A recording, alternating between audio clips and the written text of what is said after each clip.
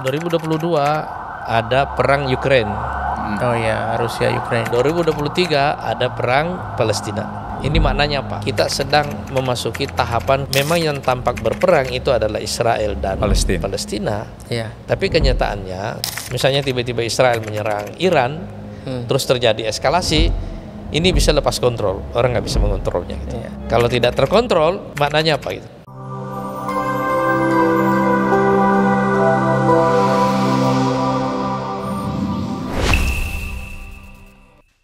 Bahwa ceasefire ini juga salah satu faktornya adalah karena kejadian di Los Angeles kemarin, sehingga Amerika ini sebagai pendukung utamanya Israel mengalami banyak kerugian, kemudian mereka butuh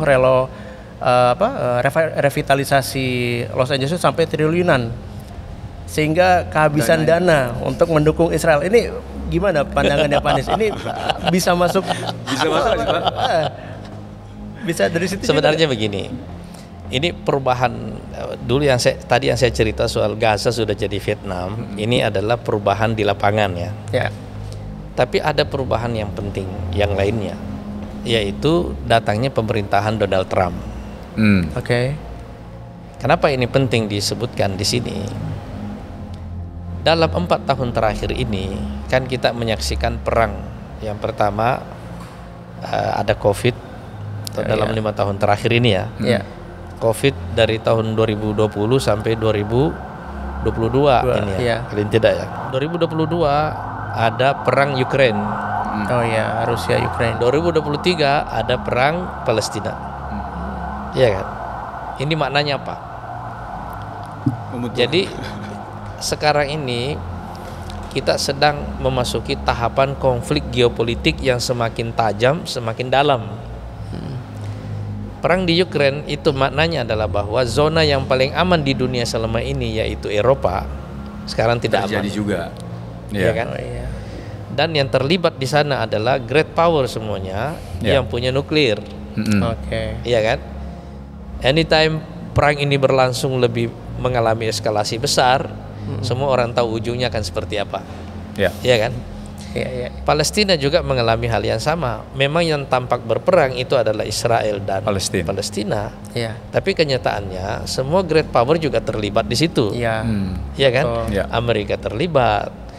Ya, Rusia jauh atau dekat juga ada di situ. Cina juga ada di situ. Di luar dari pelaku regional, ada Iran, ada Turki. Iya kan? Ya. Coba bayangkan yang perangnya terjadi di Gaza, yang ikut bantu Hizbullah dari Lebanon, yang ikut bantu Yaman, Houthi dari Yaman, iya kan? Ini artinya apa? Ini kan perang kawasan pada dasarnya. Iya, betul. Cuma belum di scale up aja gitu. Iya. Iya kan?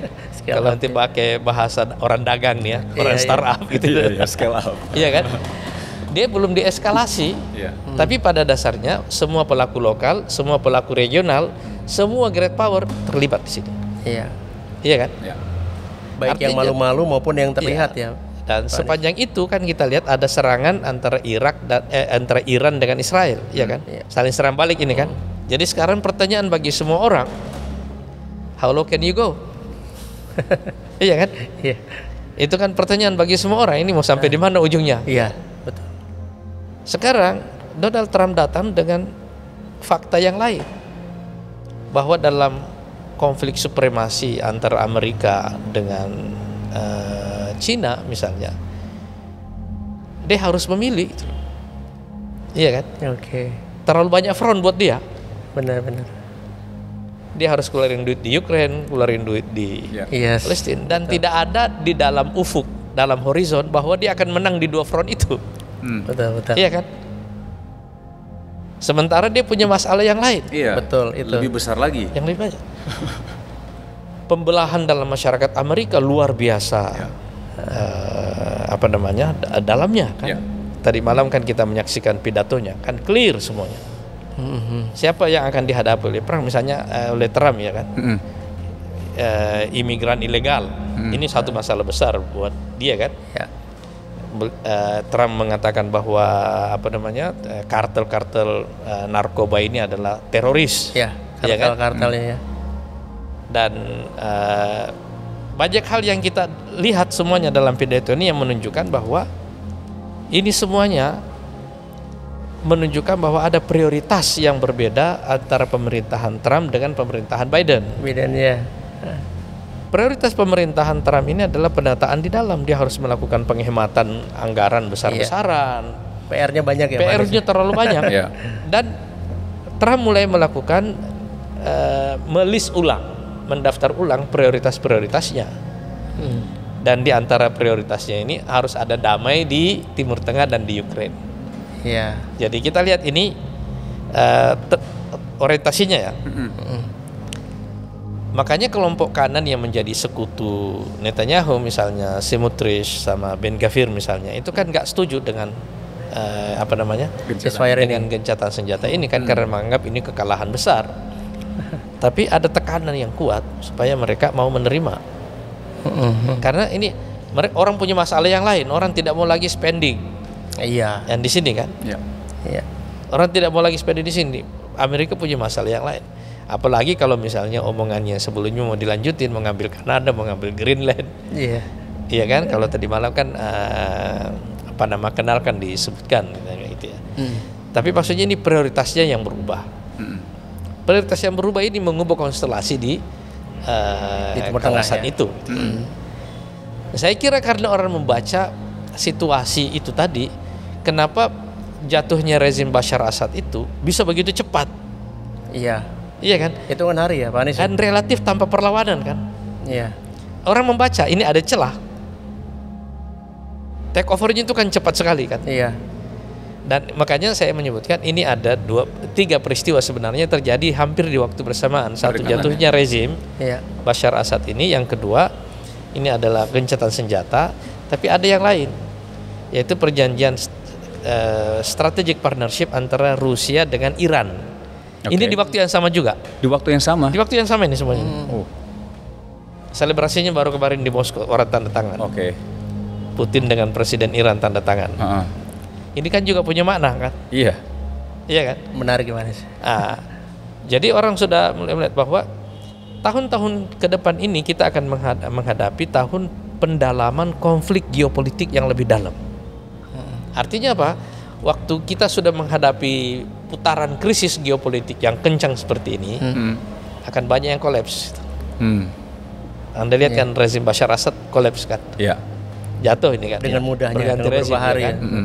Jadi konflik geopolitik ini Palestina hanya satu spot. Cuma karena ini adalah satu wilayah lalu lintas perdagangan yang luar biasa, padatnya, volumenya juga luar biasa besarnya, maka Palestina ini bisa menjadi game changer, bukan hanya di kawasan tapi juga secara global. Dampaknya itu luas. Dampaknya luas ya. Kalau ini ada eskalasinya, misalnya tiba-tiba Israel menyerang Iran, terus terjadi eskalasi, ini bisa lepas kontrol, orang nggak bisa mengontrolnya gitu. Kalau tidak terkontrol, maknanya apa gitu? Kalau terkontrol ya, iya kan? Ya akhirnya semua spendingnya. Kan? Sekarang waktu perang Ukraine kan kita mengalami kenaikan inflasi kan? Karena dampaknya kemana-mana. Dampaknya kemana-mana kan? Berapa jauhnya Ukraine dari kita gitu? Jauh. Jauh kan? Jauh, tapi kena dampak. Kita kena dampak semua kan? Semua negara Eropa kena dampak, iya kan? Sama juga nanti yang terjadi kalau ini terjadi eskalasi di situ. Jadi saya kira pemerintahan Trump dalam hal ini mengubah prioritasnya. Iya. Tapi secara personal Trump pun sebenarnya tidak mendukung Palestina juga ya Pak Anies ya.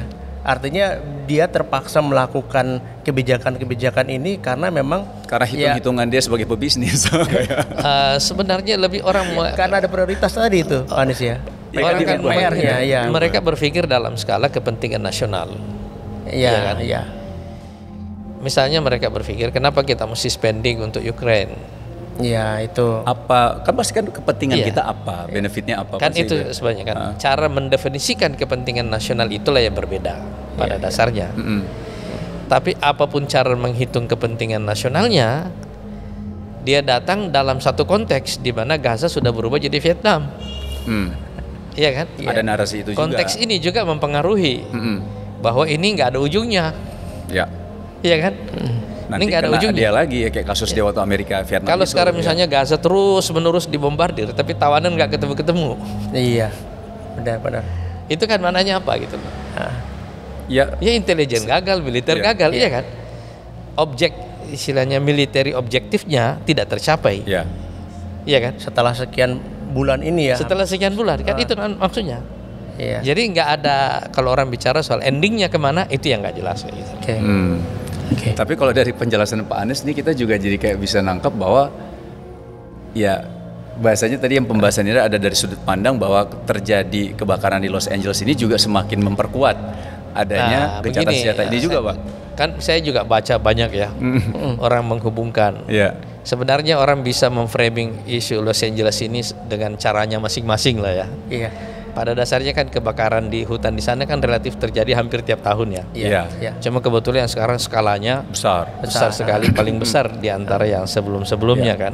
Dan yang bikin ramai ini Pak Anies, netizen berita di sana itu sudah menghitung biaya revitalisasi itu sudah sampai ribuan triliun, dan itu adalah nominal 3 kali lipat pemerintah Amerika mendukung Israel membelanjakannya alutsista ke sana. Gitu.